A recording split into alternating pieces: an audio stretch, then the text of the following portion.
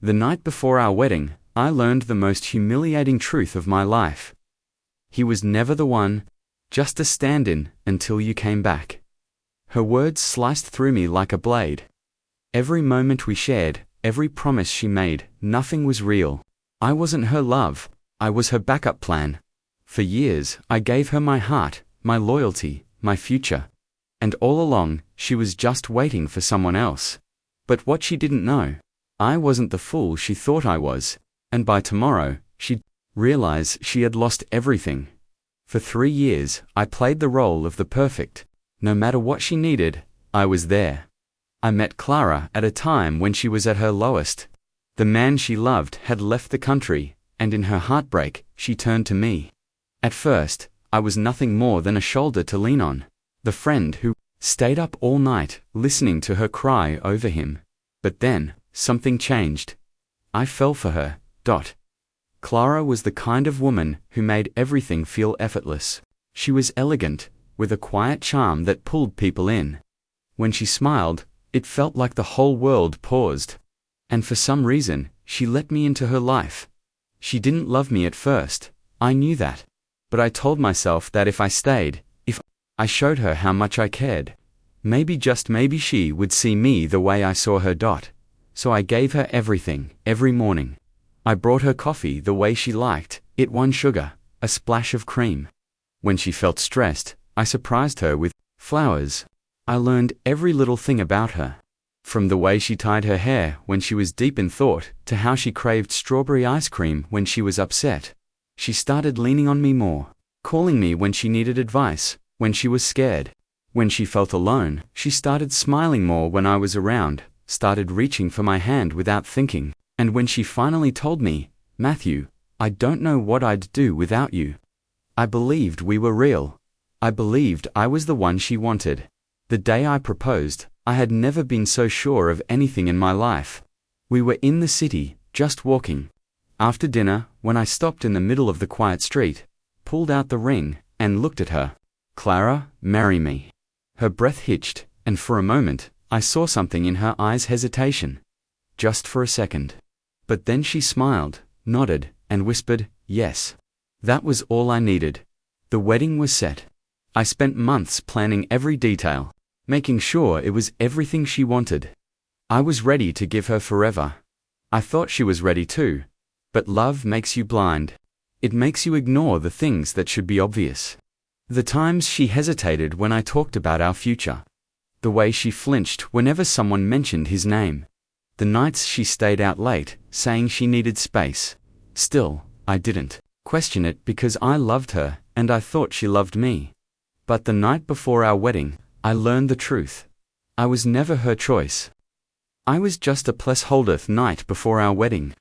I learned the truth in the worst possible way. It wasn't some dramatic confrontation. It wasn't a message on her phone or a slip of the tongue. No, it was much worse. I overheard it. I had just returned from a last-minute errand for the wedding. The venue, the catering, every last detail had spent the entire day making sure everything was perfect for Clara. By this time tomorrow, we were supposed to be husband and wife. As I stepped into the hallway leading to our apartment, I heard voices, laughter, a conversation happening just beyond the door. Clara and someone else. I should have walked in. I should have made my presence known.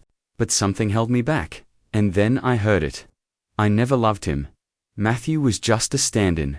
My body went cold. I pressed my back against the wall, every muscle in my body locking into place. "I had to settle for him when you left," Clara continued, her voice casual, almost amused. "You're the one I always wanted. You know that." I felt like the air had been knocked out of me. She was talking to him. The one she had cried over. The man who had left years ago. The man I had spent 3 years convincing her to move on from. I was never her choice. The world around me blurred. I could still hear her talking, the excitement in her voice, the way she sounded so alive in a way she never did with me. "I waited for you, but when you left, I needed someone." A pause, then she laughed. "Matthew was just convenient, he made it easy." Easy. That word sliced through me like a knife. 3 years of my life. 3 years of building a future, of loving her, of believing we were something real, and all along, I had just been a placeholder, substitute for the man she truly wanted. I clenched my fists, my nails digging into my palms. I wanted to burst through that door and demand answers. I wanted to scream, to throw something, to make her see what she had done to me, but I didn't. Instead, I turned around and walked away. Because in that moment, I knew I wasn't going to be the fool who begged for someone, who never wanted me in the first place. I walked aimlessly through the streets that night, the city lights blurring. As I tried to make sense of what I had just heard, Matthew was just a stand-in. The words echoed in my head, repeating like a cruel joke I couldn't escape from. For 3 years, I had given Clara everything. My love, my time, my loyalty. I had built my entire future around her, believing we were heading toward something real, something unbreakable. And now, just hours before we were supposed to stand in front of our friends and family, I realized it had all been a lie. The weight of the betrayal pressed down on me, making it hard to breathe. My hands shook, my pulse hammered in my ears, and my stomach twisted into knots. I felt sick. Was I really that blind? I thought back to all the times she had hesitated. When I talked about our future, the nights she stayed out late, the way she always seemed to be looking for something more, something that was never me. I had convinced myself that she needed time, that I could be enough for her if I just loved her harder, if I just waited. But love shouldn't be something you have to prove. A bitter laugh escaped me. How pathetic had I been? How many times had I looked into her eyes, thinking I saw love there, when all she saw was convenience? I stopped walking, my hands balling into fists. My reflection stared back at me in a shop window, a man I barely recognized. What do I do now? Do I pretend I never heard it? Do I go through with the wedding, knowing I was nothing more than a second choice? No. I had spent 3 years giving her everything. I wouldn't give her my dignity too. I pulled out my phone, my fingers hovering over her name. I wanted to confront her. I wanted to hear her say it to my face. But as I stood there, breathing heavily in the cold night air, I realized something. Clara didn't deserve my anger. She didn't deserve my emotions, my pain, my time. She had already taken enough from me. I turned my phone off and shoved it into my pocket. I wasn't going to call her. She would find out soon enough. The next morning, I woke up with a decision. I wasn't going to marry Clara. I had spent the night wrestling with my emotions, but by sunrise, my mind was clear. I would walk away. I wouldn't give her the satisfaction of a confrontation. I would let her wake up, thinking today was the happiest day of her life, only for it to come crashing down when I never showed up. I got out of bed, grabbed my phone, and typed a simple message. I know everything. The wedding is off. Don't contact me. I hovered over the send button, but before I could press it, my phone rang. Clara. For a second, I considered ignoring it, but something inside me made me pick up. Matthew. Her voice was soft, hesitant. She had no idea I knew. What is it? Asked, my voice cold. I need to tell you something. She hesitated. Last night, I met someone. It was nothing, I swear. But he's an old friend, and it just brought back memories. I think I just got emotional. I clenched my jaw. She was testing me. She wanted to see how much she could admit without losing her safety.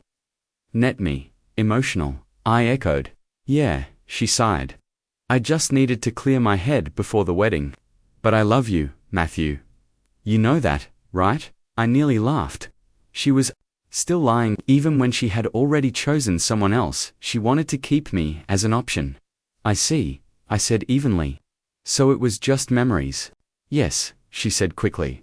I was confused, but I know what I want now. I want us. She had no idea I had heard everything. She had no idea her words meant nothing to me anymore. But I played along.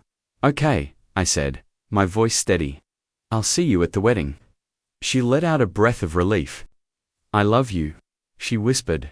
I didn't say it back, because she was about to learn the hard why wasn't the fool she thought I was. I arrived at the wedding venue on time. Not to marry Clara, but to watch her world fall apart the same way. She had shattered mine. The venue was breathtaking. Rows of white roses lined the aisle. Soft music played in the background, and guests were already seated, waiting for the ceremony to begin. I should have felt something standing there: nervousness, regret, sadness, but all I felt was cold. I walked through the crowd, greeting familiar faces as if nothing was wrong. My best man, David, approached me, clapping a hand on my shoulder. "You ready, man? Big day." I let out a breath, more ready than ever. He grinned. "Good, Clara's been talking about this day forever." I clenched my fists at that. Of course, she had. She wanted the perfect wedding, the perfect husband, the perfect life. But she never wanted me. The ceremony was about to start. The guests took their seats, and I stood at the altar, hands in my pockets, waiting. The anticipation in the room was thick. Everyone was expecting a moment of joy, of love, of lifelong promises.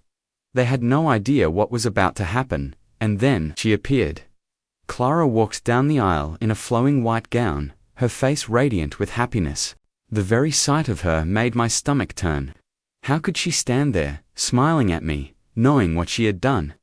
The moment she reached me, she took my hands, squeezing them gently. "You look perfect," she whispered. I smiled. A cold, empty smile. The officiant began speaking, but I barely heard him. My mind was focused on what was about to come next. "Do you, Matthew, take Clara to be your lawfully wedded wife?" Silence filled the room. Everyone was waiting for my answer. I let the moment stretch, then finally spoke. "No." Gasps echoed throughout the venue. Whispers broke out among the guests. Clara's smile faltered, her fingers tightening around mine. "Matthew," she whispered, panic creeping into her voice. I gently pulled my hands away. "I can't marry you, Clara." Her eyes widened, her perfect image cracking in an instant. What are you saying?" I turned to the crowd, my voice clear, unwavering. "I found out the truth last night. Clara never loved me. I was just a stand-in, a replacement for the man she really wanted." Shock rippled through the audience. People turned to Clara, murmuring in disbelief. Clara shook her head frantically, grabbing my arm. "Matthew, please, let's talk about this." I stepped back. "No need. I heard you say it yourself, Clara. I was never your choice. You were just waiting for someone else." Tears welled up in her eyes. "No, it's not like that. I was confused. But I chose you. I'm here, aren't I?" I let out a bitter laugh. "You chose me? Or did you settle for me because he wasn't around?" She had no answer. The guests were stunned into silence, some looking away awkwardly, others staring in complete disbelief. Her parents, seated in the front row, looked horrified. Clara's breathing turned shaky. "I love you, Matthew," she said desperately. "I swear, I do." I met her eyes, seeing the fear in them, the fear of losing the security I had always provided. But it was too late. "No, Clara, you love the idea of me. You love the way I take care of you, the way I never question you, the way I make your life easy. But love," I shook my head. "You never loved me." Tears slipped down her cheeks. "I made a mistake, yes you did." I exhaled, the last bit of weight lifting off my shoulders, "and now, you get to live with it." I turned on my heel and walked away. I didn't stop when I heard her cry out my name. I didn't stop when I heard the murmurs of the crowd. I didn't stop until I was outside, stepping into the fresh air. Leaving behind the biggest mistake of my life. Because for the first time in years, I was finally free. I walked out of the wedding venue without looking back. The sounds of chaos, whispers, and Clara's desperate cries faded as I stepped into the sunlight. For the first time in years, I felt weightless. No more pretending. No more being someone's second choice. No more giving my love to someone who never deserved it. I took a deep breath, feeling the crisp air fill my lungs. My phone buzzed in my pocket. Messages, missed calls. I ignored them. I wasn't going back. I wasn't the man who stayed anymore. 1 week later, life didn't slow down after I left Clara at the altar. The news of the humiliating wedding disaster spread fast. Everyone was talking about how I had exposed her in front of hundreds of guests. Some called me heartless, others called me brave. But the only opinion I cared about, my own, Clara, of course, tried reaching out. Her calls and texts poured in endlessly. "Matthew, please talk to me. I didn't mean what I said. You're the only one I want. I made a mistake, but I know we can fix this." Each message felt more desperate than the last, but I never responded. One night, she even showed up at my apartment. I opened the door to see her standing there, eyes red and puffy, looking nothing like the confident woman who once made me feel like I was the luckiest man alive. "Please," she whispered. "Just let me explain." I leaned against the doorway, arms crossed. "Explain what?" "That you never really loved me, that I was just convenient." Her bottom lip trembled. I didn't mean it like that. I was just scared. I panicked because I didn't know if I was making the right choice." I laughed, shaking my head. "And I was your safety net in case you got it wrong." She flinched at my words. "No, you were more than that." "Then why did you say it?"